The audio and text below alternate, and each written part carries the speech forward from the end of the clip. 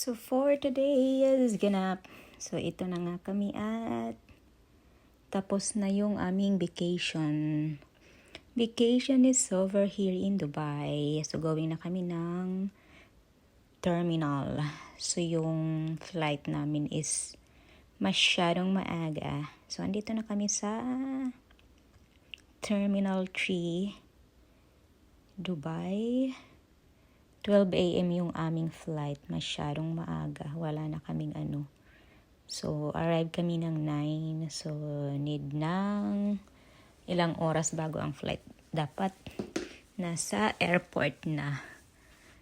So, here is it. So, medyo matagal-tagal pa yung aming aantayin. 3 hours. 3 hours. 3 hours, 3 hours ang aming aantayin. So, enjoy ang aming vacation. Na-enjoy namin. So, need ng back to US na kami. So, 3 hours. Waiting.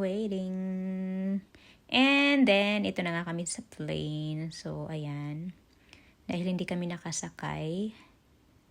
So, yung aming flight is dadaan pa kami ng Germany instead of Newark. So, ayan. So, nakakatamad yung gabi tapos kakain. So, lagi ako talagang nasa may bintana.